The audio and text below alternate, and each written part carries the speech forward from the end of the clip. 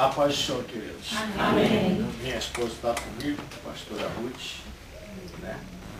E o Vicente é um grande amigo. Enquanto ele estava falando dos sonhos, depois o jovem que cantou aqui, eu estava na tela do meu pensamento vendo aquele personagem que fala sobre crescer na vida, de proposta, administração, e ele vai subindo uma escada, sabe o que é? Só que na figura mental eu não vi esse homem, eu vi você. E algo me diz, amados, né? Tem que anotar o dia de hoje, viu?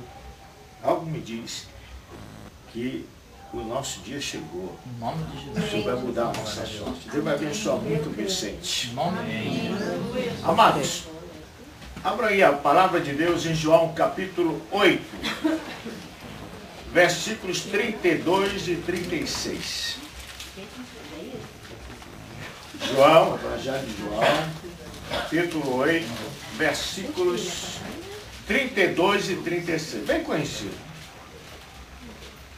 Eu vou ler aqui numa versão bem diferente da Almeida, né? E conhecerão a verdade, e a verdade os libertará. Portanto, se o Filho os libertar, vocês de fato serão livres. Eu acho que o que mais o homem anela em toda a sua vida é ele ter a plena liberdade em todas as áreas da sua vida. Ainda hoje lá no shopping, eu andando com a minha esposa e eu falei assim, olha, Jesus é o único que nos traz felicidade. Mas se tem Jesus e tem dinheiro, fica melhor ainda, né? Então, todo mundo quer isso, não é pecado. E nós devemos lutar para vencer na vida. Eu luto até hoje, né? Estou com 61 anos e vivo lutando, né? Estou querendo sempre crescer, sempre... A Bíblia diz, não...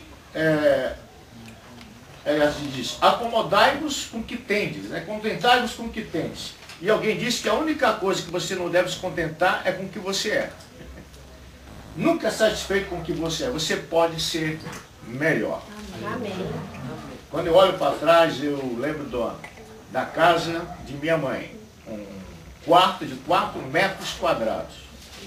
Ali morávamos eu, minha mãe, meu padrasto e minha irmã. 4 metros quadrados. A vila tinha 51 casas. Naquela vila tinha 2 vasos sanitários, 2 chuveiros. Da toda a vila. Eu fazia amizade com meus amigos para usar o banheiro da casa dos amigos, para não ter que usar o banheiro daquela vila, porque era mal cheiroso. Trabalhando com meu padrasto, pintando janela, rodapé, eu disse assim, não, eu vou lutar. Eu vou lutar. E eu, na época, 16 anos, só tinha um primário. Pode não ser muita coisa para muita gente, né? Mas eu me aposentei como capitão da aeronáutica. Glória a Deus. Eu tenho um doutorado em teologia. Isso não foi da noite para o dia, sempre correndo atrás. Hoje estou aqui, estou numa jornada que começou dia 3. Vamos lá para Medianeira, Foz do Iguaçu. 3 simpósios. Chegamos para o Seminário Osana, Paranavaí, de quarta até domingo pregando. E eu estou encerrando aqui na casa do Vicente hoje, nessa igreja maravilhosa. Glória a Deus. Então, meus amados, todo homem, ele quer ser livre em várias áreas. E eu quero falar um pouco sobre isso. Jesus, o libertador. Primeira coisa que eu quero falar para vocês é que Jesus liberta no passado. Já não é muito comum, não é adequado o pregador falar dos tópicos antes de avançar um por um. Mas eu vou avançar. Jesus liberta você no passado, no presente e no futuro. Amém. Se há uma coisa que incomoda o ser humano, para muitas pessoas, é o passado. Tem muitas coisas que aconteceram na minha infância, na minha adolescência, que eu gostaria de ter o poder do computador, né? De dar um del lá na lixeira. E aquela coisa sumir da minha memória, mas não apaga. E a palavra de Deus diz que Jesus nos liberta do poder do passado. Como que ele liberta? Quando você nasce de novo, você torna-se uma nova criatura. Amém. Paulo diz, olha, olhando para frente, não para trás, esquecendo das coisas que para trás ficaram. Olha para frente, autor e consumador da minha fé, Jesus Cristo. Então você, que talvez tenha nascido no lar, vocês têm ideia do que é uma família, né? Eu espero não errar a conta, né? Eu tenho pai, padrasto, 2 madrastas, uma irmã por parte de pai com a minha irmã, né? 2 irmãos e uma irmã por parte de pai com a minha primeira madrasta, e um irmão por parte de pai com a minha segunda madrasta. Acertei, né? Então, isso que a gente sabe. Né? Isso que a gente sabe. Então, eu tinha tudo para ser recalcado. Porque eu não tive uma família estruturada. Começando pelo meu pai, que não casou com a minha mãe. Ele casou com a minha primeira madrasta. Mas quando alguém encontra Jesus, a sua vida muda. A pessoa não tem mais recalque. A pessoa é feliz. E um dia eu pude dizer para o meu pai assim, olha pai, eu não sei o que se passa na tua mente, no teu coração, mas eu quero dizer que eu louvo a Deus pela tua vida, porque através de ti Deus me trouxe à existência. Você já pensou nisso? Que o privilégio de existir, se aquele espermatozoide, aquele óvulo não tivesse se encontrado um dia, você não estaria aqui sentado. Então não importa se você nasceu num lar lindo ou se você nasceu num lar bagunçado, o que interessa é que Deus, lá na eternidade passada, Ele queria que você viesse à existência. Eu gosto de existir, você não gosta?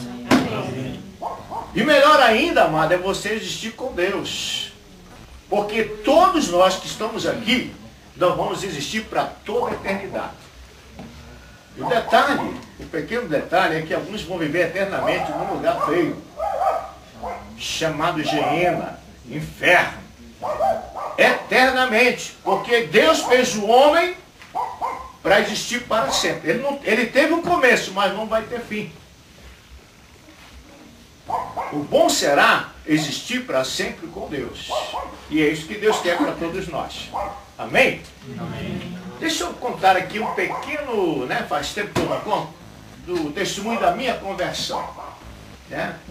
Eu sou filho biologicamente de um pai árabe, adotado por um padrasto judeu não praticante, filho de uma mãe gentia, católica, apostólica, romana, macumbeira.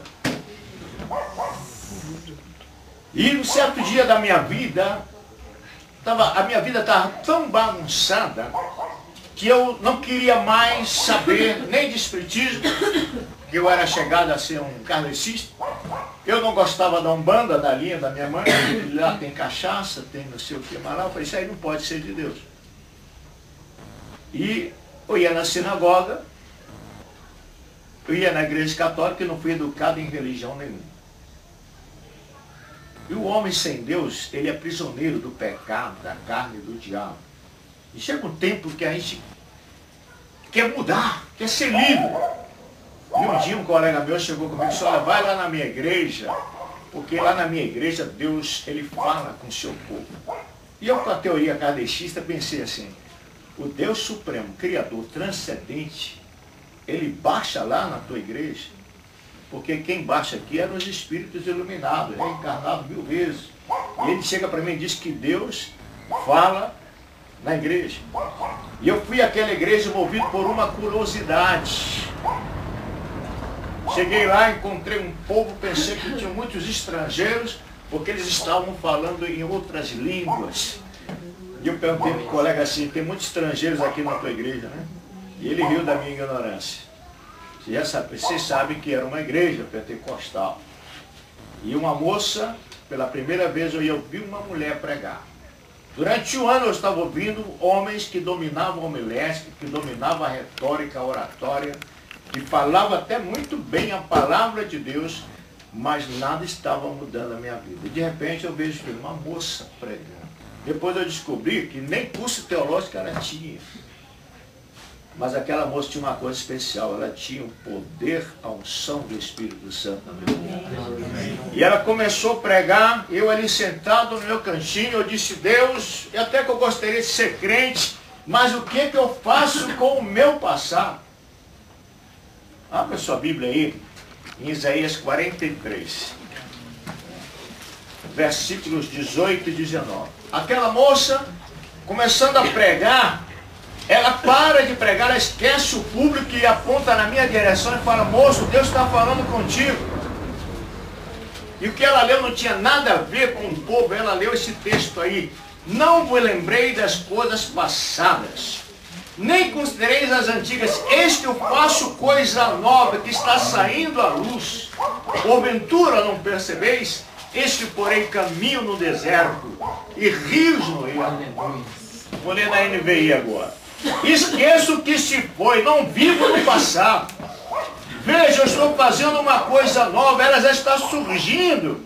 Vocês não a reconhecem? Até no deserto eu vou abrir um caminho e riachos no rio. Aleluia. E eu falei assim: Deus baixou. Deus está aqui nesse lugar. E ela me esqueceu, continuou pregando. No meio do sermão eu falei: Deus, e os meus pecados? E ela para de pregar, aponta na minha direção de novo: moço, Deus está falando contigo. No mesmo capítulo. E lê o versículo 25. Sou eu mesmo, aquele que apaga as tuas transgressões por amor de mim. Aleluia. E é uma coisa que me inculca até hoje: Deus tem um problema sério de memória. E que não se lembra mais dos seus pecados. A pessoa que é isso? Você chegar a Deus: eu pequei. Como? Quando? Eu não me lembro mais, certo? Deus, Ele, quando te perdoa, quando você o aceita, quando você torna-se uma nova criatura, Ele dá um del. Ele apaga. Ele esquece. E agora você é filho dele e Ele não leva em consideração o teu passado. Glória a Deus, amado.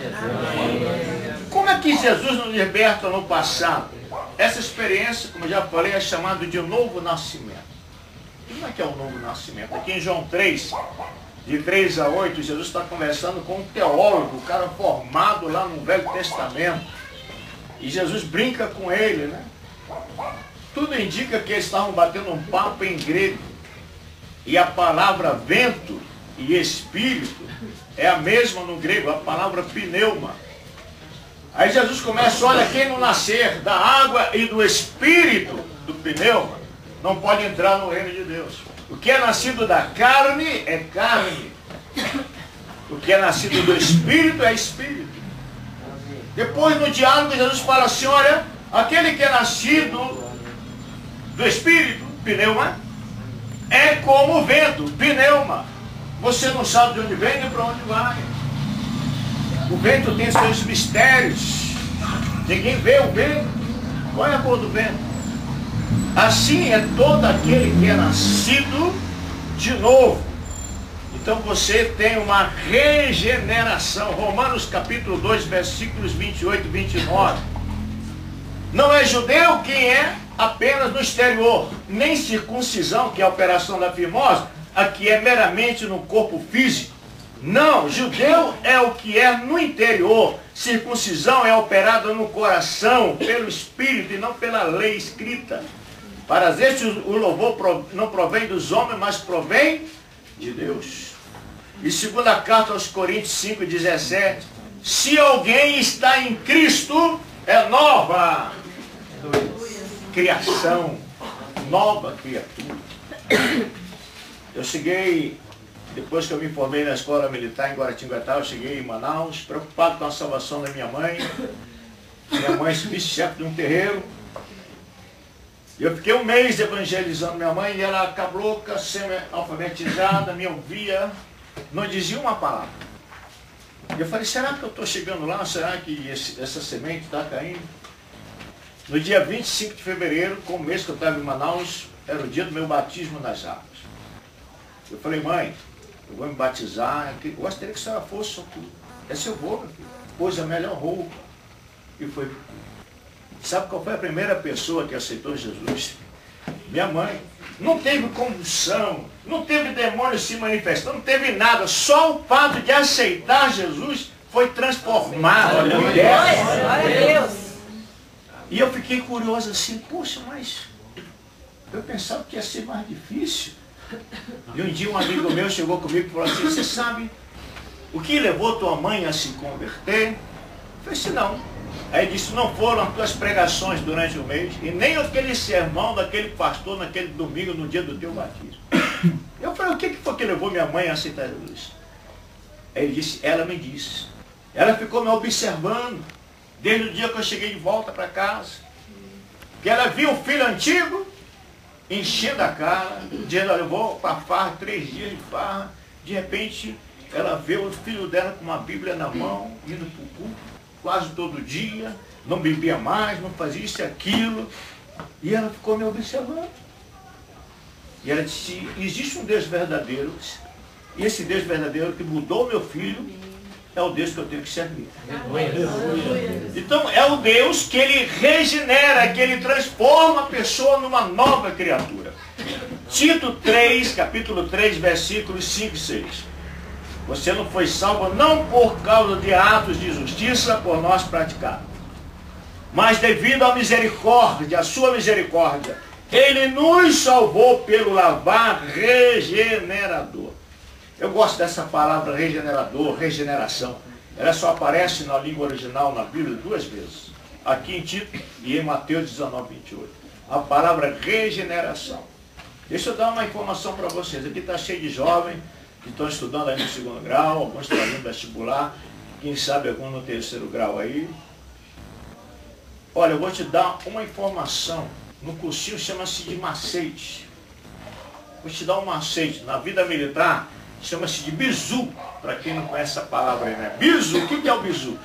É uma fórmula secreta, uma informação que vai te ajudar a solucionar determinado problema. Eu estou te dando a informação. Digam comigo aí, amados. Geração. Geração. Degeneração. Degeneração. Regeneração. Regeneração. A Bíblia e o plano de Deus se resume nessas 3 palavras. Você quer entender Bíblia, teologia? Lembre-se dessas 3 palavras. Geração, Deus criou todo o universo. Houve um tempo, se é que eu posso usar a palavra tempo, em que não existiam céus e terra. O que tinha? Não sei, não tinha nada, nem o nada existia. Só a Trindade sozinha, Pai, Filho e Espírito Santo. Fica até difícil imaginar isso aí, né? Só a Trindade. Não existia nada, nem anjos, arcanjos, querubins, terra, cosmos, nada. Estava lá a Trindade sozinha, habitando sozinha. Isso é criação. Eu gosto de assistir na Sky como surgiu o universo. E eu vejo as galáxias e mais galáxias. Da desse vez num programa eu vi a Via Láctea, a nossa Via Láctea, numa espécie, na visão da NASA, tinham várias, como se fossem umas cordas no espaço. E a pessoa dizia assim, olha, aqui está a nossa Via Láctea. Não dava para ver. Aí o cara dá uma ampliada aí aparece um pontinho. A nossa Via Láctea. Dentro dessa Via Láctea está o nosso planeta Terra. E aquele cara diz assim para a rapaziada assim, vocês pensam que eu estou querendo fazer vocês se sentirem pequenos? Não, vocês são pequenos. O universo é imenso, grande demais. Deus criou todas as coisas. E nessa eternidade passada, olha só que coisa linda, gente.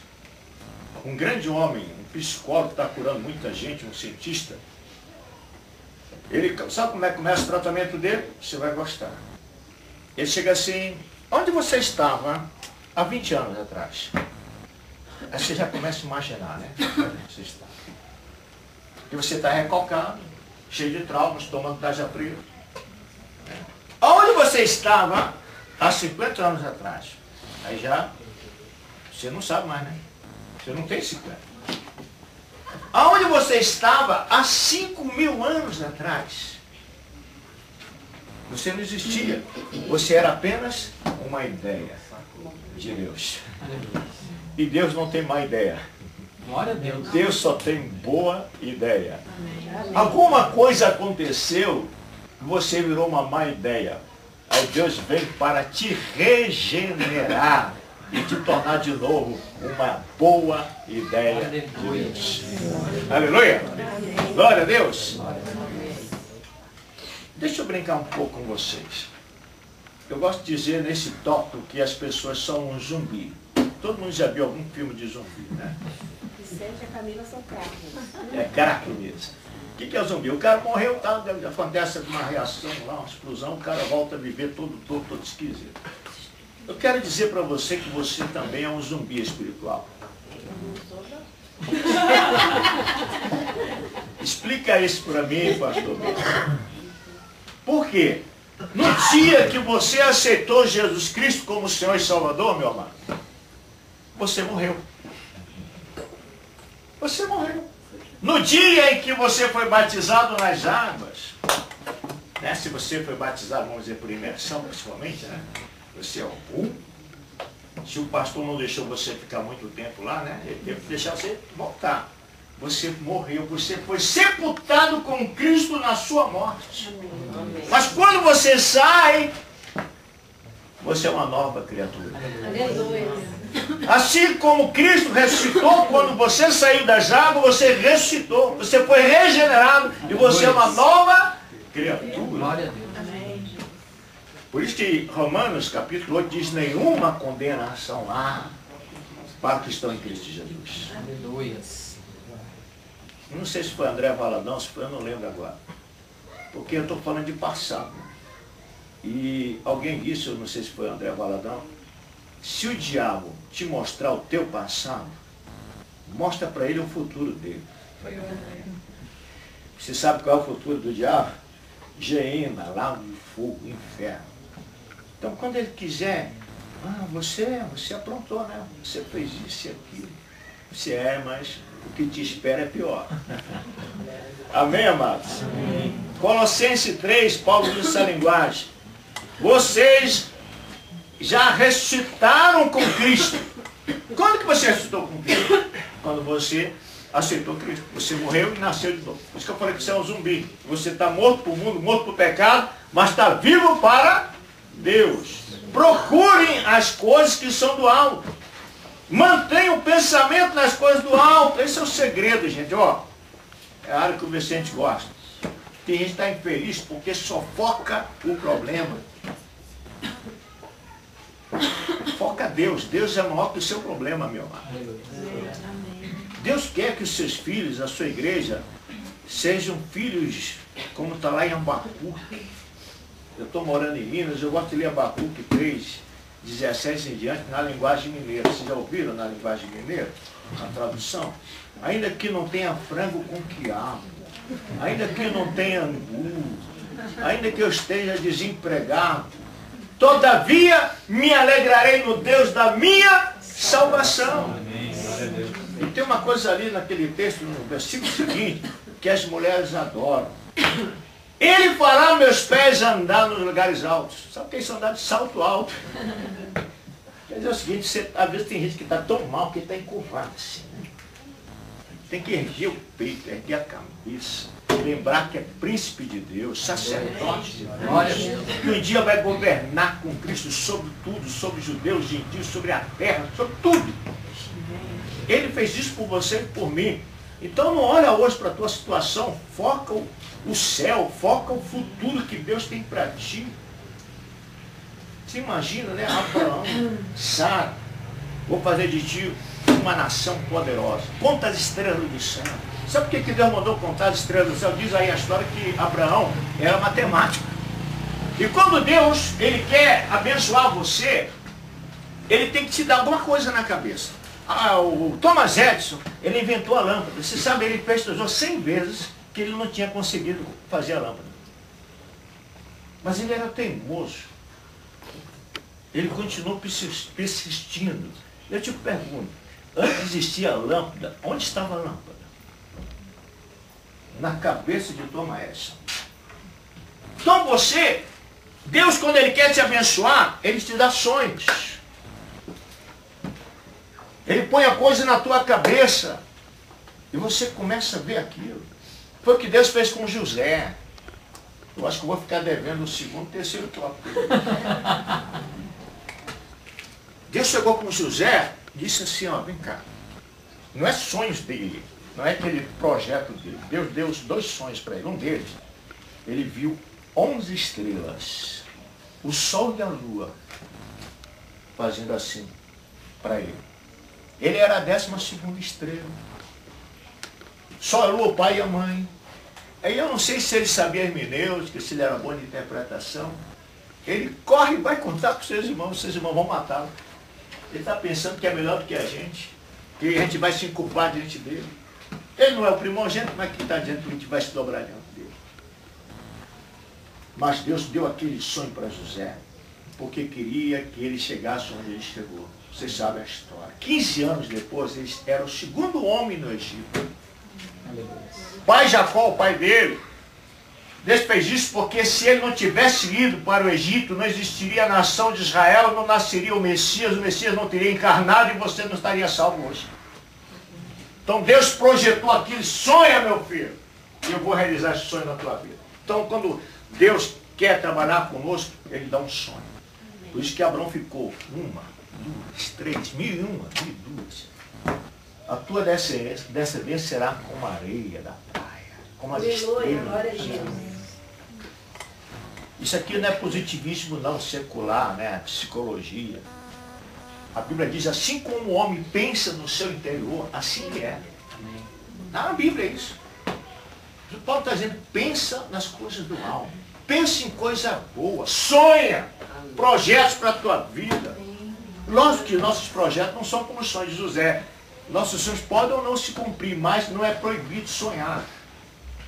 E agrada-te do Senhor, porque Ele satisfará o desejo do teu coração. Amém? Amém? Amém. Romanos capítulo 6, versículo 4. Fomos sepultados. Você sabia que você já foi enterrado? O teu passado foi enterrado. Fomos sepultados com Ele na morte por meio do batismo, a fim de que, assim como Cristo foi ressuscitado dos mortos, mediante a glória do Pai, também nós vivamos uma vida nova. Aleluia. Uma vida nova. Se dessa forma fomos unidos aí na semelhança da sua morte, certamente o seremos também na semelhança da sua ressurreição. Colossenses capítulo 2, de 11 a 16. Nele, em Cristo também vocês foram circuncidados. Não com uma circuncisão feita por mãos humanas, mas com uma circuncisão feita por Cristo, que é o despojar do corpo da carne. Isso aconteceu quando vocês foram sepultados com Ele no batismo, e com Ele foram ressuscitados mediante a fé no poder de Deus que o ressuscitou dentre os mortos. Amém? Amém. Não vou ler nem o resto, não. Tá bom aí, tá? Por ver se dá tempo. Jesus liberta no presente. Aí falamos do passado. O vídeo passado eu não usei, né? Deus quer que você também seja liberto no presente. Como é que é isso? Salvação, ela acontece em 3 tempos. Você foi salvo, está sendo salvo e será salvo. Como é que isso funciona? Você foi salvo quando? Quando você aceitou Cristo. Você foi regenerado, nova criatura. Só que, mesmo depois de nascer de novo, você percebe que tem muitas coisas que você não quer fazer e faz. Não é assim? É o caminho da santificação. Jesus quer te salvar na vida presente, do poder do pecado. Que lei é essa aqui, amados? Lei da gravidade. Né? Se eu largar aqui, cai. E agora? A lei da gravidade está atuando? Tá. Mas há uma força maior do que a força da gravidade. A minha força agora. Romanos 8 diz o quê? A lei do Espírito da vida em Cristo Jesus te livrou da lei do pecado e da morte. Se você é nova criatura, procure aprender a andar no Espírito, a viver no Espírito, e você vai ser um vencedor. Você vai vencer esse poder do pecado. Amém? Essa libertação no presente é a transformação da alma. Romanos 12, 1 e 2. De novo aí a era do pastor Vicente aí. Portanto, irmão, rogo-lhes que pelas misericórdias que se ofereçam em sacrifício vivo, santo e agradável a Deus, este é o culto racional de vocês. Tem gente que pensa que adorar a Deus é só ficar falando em língua, cantando em língua. A gente deve fazer isso também. Mas também existe uma outra adoração que ela é racional. A palavra grega vem da origem à palavra lógica. Adorar com lógica, com raciocínio. Você tem inteligência, você tem que usar a sua inteligência na adoração a Deus. Amém? Amém. Não se amoldem, não se conforme ao padrão deste mundo, mas transformem-se. A palavra transformação aí é metamorfose na língua original. Né? Deixa eu ver se eu acerto falar essa palavra. Lagarta. Né? Tem que falar igual fala aqui. Lagarta. Aí sai mais fácil.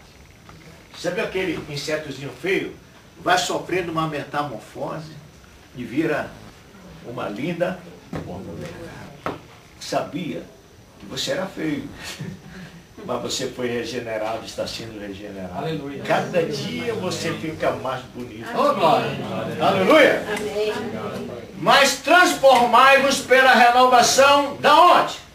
Da sua mente. Como é que a gente renova a mente, gente?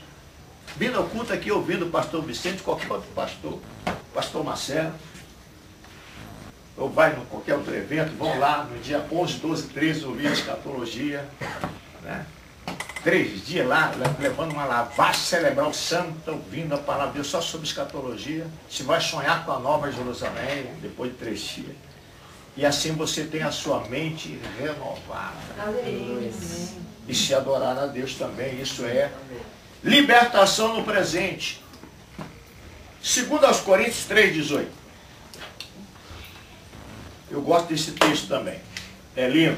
E todos nós, com a face descoberta, contemplamos a glória do Senhor, segundo a sua imagem. Estamos sendo transformados, de novo a palavra metamorfose na língua original. Estamos sendo transformados com a glória cada vez maior. Na versão de Almeida diz, de glória em glória, a qual vem do Senhor, que é o Espírito. Pastor da Presbiteriana, pastor Sila Barbosa, ele citando uma mensagem que eu já ouvi mais de 10 vezes, ele diz assim, o que não regenera, degenera. O que não regenera, degenera. E Deus quer que você regenere constantemente. E a Bíblia diz aqui que nós estamos sendo transformados, sofrendo uma metamorfose, até chegarmos ao paradigma que é Jesus Cristo. Você vai ficar igualzinho ao paradigma, Jesus. Será perfeito como ele é. Até o corpo que ele tem, você vai ter. Um corpo espiritual, incorruptível, santo e eterno, sem doença e sem nada. Seremos semelhantes a ele, como ele é, o veremos. Promessa de Deus. Jesus nos liberta no presente. Como que isso acontece? Já falamos em parte a morte da alma. O que é a morte da alma? Não é budismo. Budismo você tenta anular o eu. Não existe morte do eu no cristianismo. Existe você dizer não ao pecado e sim ao Espírito Santo, sim à palavra de Deus. João 12, 24, 25. Se o grão de trigo não cair na terra e não morrer, e não morrer, e não morrer, continuará só. Mas se morrer, dará muito fruto. Eu vou parar, depois eu leio o 25. O que quer dizer isso? Você já estudou? Eu não sou muito bom em negócio de terra, não. Um dia eu plantei tomate bonito, aí colhi a primeira leva que deu lá e fiquei esperando a segunda leva. Aí alguém me disse, não, tem que plantar de novo. Eu não sabia, eu não entendo nada de plantação. Tomate bonito, e eu não sabia que tem que plantar outras sementes para nascer outros tomates. Eu pensava que era igual manga, né? Planta aí o fruto da mangueira aí, dá manga todo ano. Mas não. Mas se você observar uma semente de qualquer tipo de árvore, ela sopra as intempéries do tempo. A casca ela é grossa. A vida está onde? Dentro da semente. Para aquela vida brotar e tornar-se numa árvore frondosa, a casca tem que ser quebrada. Tem que morrer. Então vem o sol e seca, vem a chuva, amolece e a casca se rompe. Houve a morte. Aí a vida está dentro, brota e dá muitos frutos. É isso que Deus quer. Tem uma oração linda, né, que eles cantavam no passado. Né? Alguém diz que é do católico lá, mas não, né? A gente pode cantar. E é morrendo que se nasce para a vida eterna. Oração de São Francisco. E é morrendo que se nasce para a vida eterna. Se você não morre, um dia eu disse para um pastor que estava maltratando a esposa, querendo se separar da esposa, um homem grosso, estúpido, eu disse, olha, se você não morrer, você vai ficar só. E hoje ele está só. Ele não quis morrer por eu, o seu orgulho, perdeu família, perdeu ministério, perdeu tudo, porque não quis morrer. Amado, Jesus disse, olha, eu vim para que vocês tenham vida e vida com abundância. Eu sou a videira verdadeira. Aquele que está ligado em mim dará muitos frutos. Deus quer que você dê fruto. Ele olha para a árvore assim, o que ele faz? Ele poda. A poda dói. Mas ele poda para que você dê mais fruto ainda. Porque se não der fruto, ele joga para ser queimado. Deus quer que nós possamos dar muitos frutos. Mas para isso é preciso morrer. Morrer é a renúncia do eu. Não, não vou fazer isso, não vou pecar, não vou abandonar minha esposa, não vou abandonar minha esposa, não vou abandonar meus filhos. E você, ó, um colega meu, o pastor Robson Foss, ele está fazendo psicologia, fez um trabalho com os velhinhos no asilo. Você sabe que 80% dos velhinhos que estão no asilo sozinhos, estão lá porque foram aqueles homens que aos 40, 50 anos abandonaram a primeira família. E depois o tempo passou, porque normalmente nessa idade do lobo o cara quer ficar com uma lobinha e não uma loba. Ele quer uma mais nova. Aí o tempo passa e a lobinha abandona o lobão. Aí ele quer voltar para casa e a família está com raiva dele, os filhos, a esposa, não, agora não tem mais volta. Para onde o cara vai? Para o asilo. 80% dos homens que estão ali naquele asilo em Foz do Iguaçu estão lá porque abandonaram a sua esposa, abandonaram os seus filhos, não morreram. Então você quer dar fruto, meu irmão, morre para o teu eu, renuncia ao teu eu, para que você possa ter uma vida frutífera, uma vida abençoada. Amém? Terminando o versículo 25 aí, aquele que ama a sua vida, a palavra vida aí no original é alma, aquele que ama a sua alma vai perder a alma, ao passo que aquele que odeia a sua alma neste mundo vai conservá-la para a vida eterna. Às vezes meus colegas chegam assim comigo, quando eu estava no quartel, que agora estou aposentado, rapaz, se você estiver errado, se a Bíblia não for a palavra de Deus, eu vou perder uns 70, 80 anos. Mas se eu estiver certo, você estiver errado, você vai perder a eternidade. Então pense bem, Deus quer te dar vida com abundância, amém? Jesus libertará no futuro, mas antes disso, isso é muito fácil falar da ressurreição do corpo. Deixa eu falar uma coisa, falem comigo, inclinação. Inclinação. Agora vocês vão falar até grego comigo. Falem fronema. Frônema. Fronema. Frônema. Essa palavra fronema é a tradução na Almeida corrigida, atualizada também, traduz como inclinação. Aí ele fala assim, aquele que se inclina para as coisas da carne, vai colher o quê? Está aqui em Romanos, capítulo 8, de 5 a 7. Quem se inclina para as coisas da carne, a palavra frônema é a junção, a aglutinação de duas palavras. Fronel e luz. Froneus é mente, luz é mente. Aquele que coloca a sua mente nas coisas da carne. Teve um rapaz em Manaus, minha esposa lembra dele, do Cílio Baixo Campo Filho. Um dia saímos da academia de Karatê, ele era meu aluno, ele me contou, a Rússia estava viajando, eu fiquei na casa dele, uma casa numa vila bem pequena, a casa dele era bem pequena. Eu nunca vi uma quantidade enorme de revistas pornográficas. Na cama, na mesa da cozinha, em tudo que eu fiquei assustado com aquilo. E eu disse para ele, eu nem querendo pregar para ele, disse, olha rapaz, toma cuidado. Você está enchendo a tua cabeça de coisas que não prestam. Isso um dia pode destruir você. Eu vim embora, transferido pela aeronáutica para Minas. Muitos anos depois, eu volto a Manaus e eu pergunto, cadê o fulano? Aí todo mundo ficou meio calado. Falei, houve alguma coisa ruim com ele? Ele estuprou uma menina de 9 anos em Cuiabá. Vejam o que acontece quando a pessoa coloca a sua mente naquilo que não é pano, naquilo que não presta. Então, a inclinação para as coisas da carne gera o quê? Morte.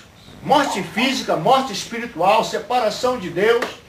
Mas graças a Deus que a Bíblia também diz que a inclinação para as coisas do Espírito gera vida e paz. Aleluia. Me permita, estou quase dando aula já, não estou nem pegando. A palavra vida aí, tem 3 palavras em grego para vida.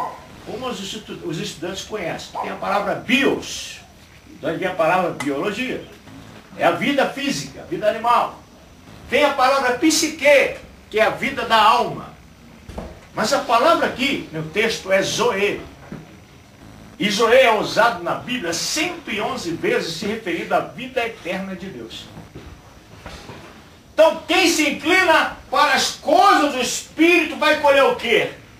Vida de Deus. O que mais tem falta no mundo hoje?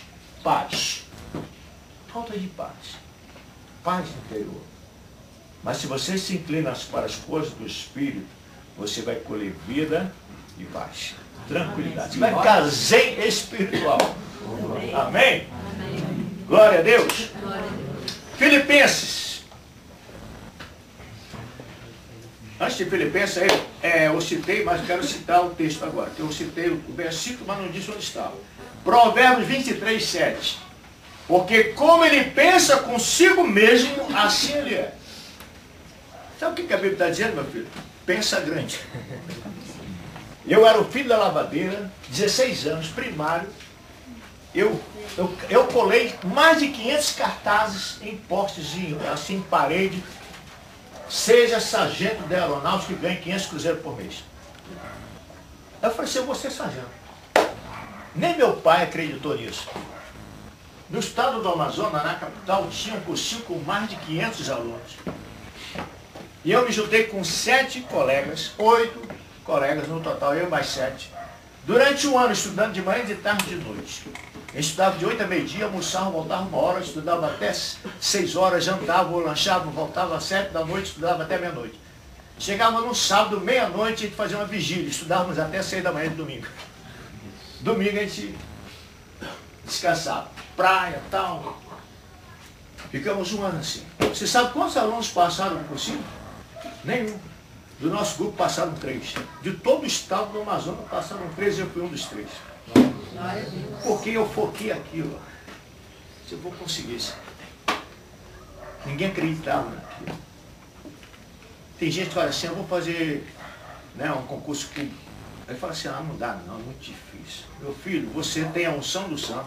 A unção do santo te ensina todas as coisas. Te ensina biologia, química geral, cálculo 1, 2, 3 e 4, álgebra linear. Não tem nada que você possa imaginar. Te ensina os pratos maravilhosos da cozinha. Te ensina qualquer coisa, meu filho. Agora, o que precisa é você precisa sonhar. Focar, esse sinal. Eu vou conseguir. Pior do que não conseguir é não tentar. Tem que morrer tentando, meu filho. E se é projeto de Deus, você vai conseguir. Filipenses 4, de 6 a 8. Não andem ansiosos por coisa alguma. Mas em tudo, pela oração e súplicas com ações de graça, apresente seus pedidos a Deus. O Senhor me ajuda no concurso público.